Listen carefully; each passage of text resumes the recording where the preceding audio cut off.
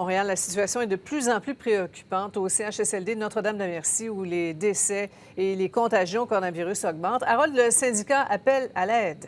Oui, Notre-Dame-de-la-Merci, c'est un immense bâtiment. Il y a 400 résidents. C'est tout près de la prison de Bordeaux, de l'hôpital du Sacré-Cœur. C'est le CIUS du nord de l'île que vous voyez à l'écran. Alors, à venir jusqu'à maintenant, 24 résidents contaminés. Il y a 7 décès. On ne peut pas nous dire combien, Sophie, il y a d'employés dans l'établissement qui sont contaminés. On ne répertorie que dans l'ensemble du CIUS et dans l'ensemble du CIUS, il y aurait 34 employés de la santé qui sont atteints du coronavirus. Le syndicat dit qu'on manque de prévention, les employés ont peur, certains ne se présentent pas au travail, donc manque de personnel et on craint d'autres contaminations, entre autres à partir des cuisines. Je vous laisse entendre le président intérimaire du syndicat. Au service alimentaire, il n'y a pas de distanciation sociale encore qui est appliquée et il y a toujours de l'attente au niveau du port d'équipements de protection. Donc, il y a de la crainte au niveau de la contamination des aliments.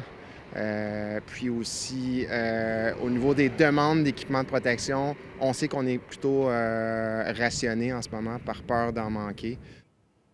Harold, est-ce qu'on sait comment se fait la contamination à l'heure actuelle? Bien, évidemment, c'est toujours la question qu'on se pose, mais il y a beaucoup de va-et-vient, c'est-à-dire qu'on manque de personnel, donc il y a des employés qui viennent de d'autres CHSLD, qui viennent même des hôpitaux. Je vous laisse entendre encore une fois le président intérimaire du syndicat. Il y a des gens de Sacré-Cœur, puis il y a des gens sur appel qui viennent pallier au manque quand il y a un manque de personnel qui s'installe.